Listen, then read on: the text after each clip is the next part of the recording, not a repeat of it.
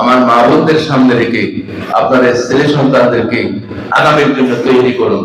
আগামী সুন্দর বাংলাদেশ, যে নতুন আমরা যে বাংলাদেশের প্রত্যাশা করি, সেই বাংলাদেশ করার জন্য আপনাদের ছেলে মেয়েদেরকে আপনারা মানুষ করুন।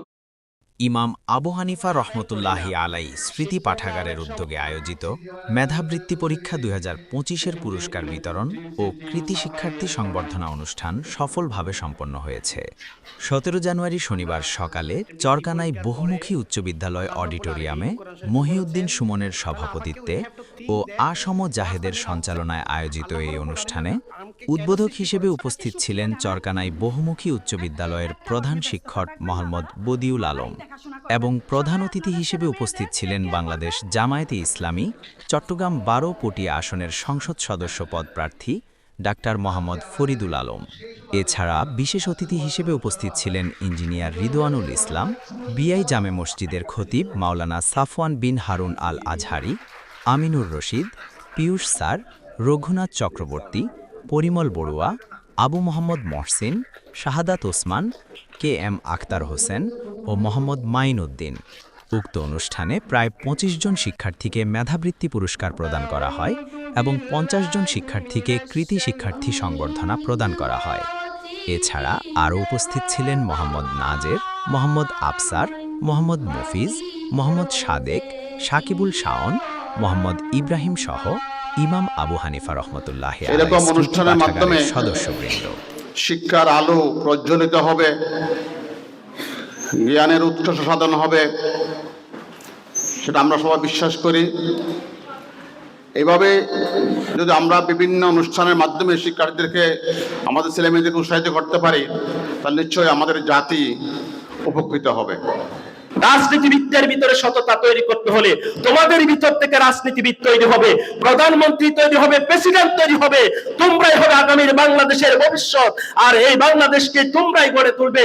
তোমাদের হাতে একটি সোনার বাংলাদেশ, কল্যাণকামী বাংলাদেশ যদি গড়ে তুলতে হয়, তোমাদেরকে সৎ হতে হবে। আমরা এমন অসৎ প্রধানমন্ত্রী দেখতে চাই না, যাদের একটা কথায় একটি আইন তৈরি হয়, একজন নিজের স্বার্থে, পরিবারের স্বার্থে, দলের স্বার্থে আইন তৈরি হবে, এমন কোন প্রধানমন্ত্রী, অসৎ মানুষ আমরা দেখতে চাই না। যারা এই দেশের টাকাকে পঞ্জীবিত করে বিদেশে পাচার করবে, এরকম অসৎ মানুষ আমরা দেখতে চাই না। অতএব একজন শিক্ষার্থীকে সৎ মানুষ হিসেবে গড়ে তোলার জন্য একটি শিক্ষা প্রতিষ্ঠানের নৈতিক দায়িত্ব রয়েছে, সামাজিক প্রতিষ্ঠানের দায়িত্ব রয়েছে, অভিভাবকদের দায়িত্ব রয়েছে। এবং সন্তান আমি কিভাবে বড় হব, আমি মারা গেলে আমার মানুষ, আমার এলাকার মানুষ কি বলবে, তারা কি আলহামদুলিল্লাহ বলবে না ইন্না লিল্লাহ বলে চোখের পানি ফেলবে, সেই সিদ্ধান্ত আজকে তোমাকে গ্রহণ করতে হবে। ওমা খালাকতুল জিন্না ওয়াল ইনসা ইল্লা লিয়াবুদুন। আল্লাহ তাআলা বলেছেন, আমি সৃষ্টি করেছি তোমাদেরকে একমাত্র আমার ইবাদতের জন্য। আর ইবাদতটা কি? ইবাদতটা হচ্ছে আল্লাহ রাব্বুল আলামিন আদেশগুলোকে পালন করা, নিষেধ থেকে নিজেকে বিরত রাখা। এটা হচ্ছে মূল কাজ। আল্লাহর এই কোরআনকে যদি জানতে চাই, আল্লাহর নৈতিকতা সম্পন্ন মানুষ যদি করতে চায়, যোগ্য সৎ দক্ষ মানুষ যদি করতে চায়, তাহলে সুন্দর একটি পাঠাগার দরকার, সুন্দর একটি সংগঠন আমার দরকার। আলহামদুলিল্লাহ, যারা এই ছাত্র, তোমরা আগামী দিনের বাংলাদেশের সম্ভাবনাময় নাগরিক।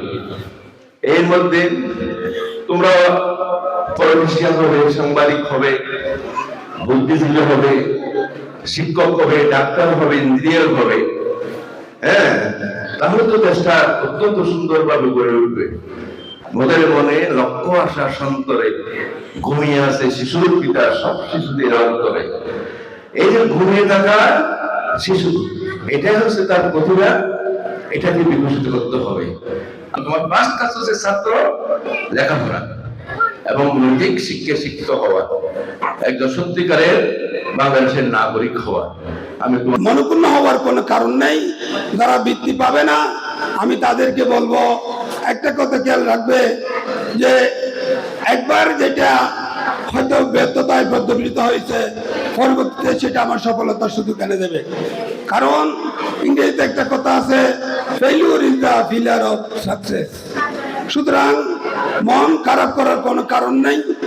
আলহামদুলিল্লাহ, একটু কষ্ট হলেও আমরা আমাদের এই পাঠাগারের উদ্যোগে মেধাবৃত্তি পরীক্ষা আয়োজন করেছি এবং আজকে যা মেধাবৃত্তি পুরস্কার বিতরণ অনুষ্ঠান। আমরা মানবিক এবং সামাজিক শিক্ষাগুলো গ্রহণ না করার কারণে আমরা অনেক পিছিয়ে যাচ্ছি। কারণ আমরা দেখেছি আমাদের পূর্বপুরুষরা যখন তার একটা আত্মীয় যখন অসুস্থ হয়ে পড়ে, তাহলে সবাই গিয়ে দূরে তাকে সহযোগিতা করার চেষ্টা করে। আর মনে করো আব্বা আম্মার তো সেবা করতে হবে। এখন আমরা নিজেরা এমন অবস্থায় চলে গেছি যে আমরা আমাদের পিতৃ পরিচয় আমরা কি করছি না করছি, আমার হচ্ছে আমরা দান করব।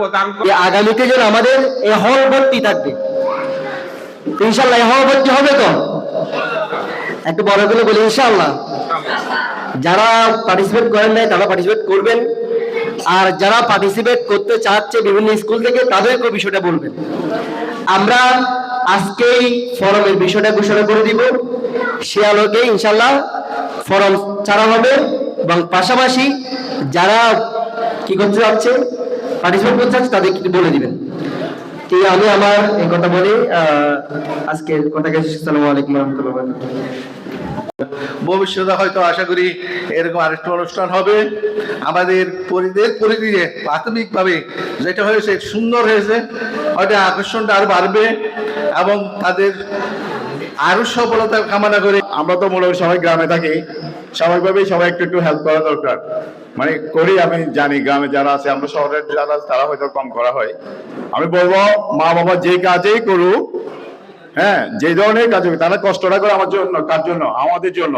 তাহলে আমরা তাদের সবগুলো কাজে কি করব, যতটুকু আমার বয়স শারীরিক সক্ষমতা অনুযায়ী তাদেরকে আমরা কি করব, সহযোগিতা করব।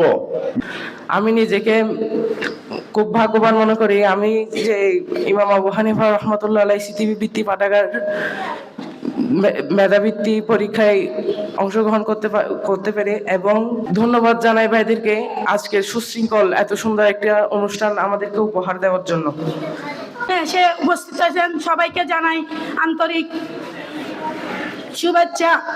যারা এখানে কষ্ট করে এসেছেন আজকে উপস্থিত হয়েছেন, ছেলে মেয়েদেরকে এত কষ্ট করে আপনারা যে পরীক্ষায় অংশগ্রহণ করেছেন, এটার জন্য আমি সবাইকে ধন্যবাদ জানাই।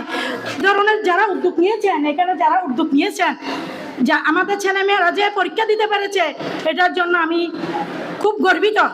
এ মঞ্চে এসে দুই একটা কথা বলার জন্য আমি খুব আনন্দিত।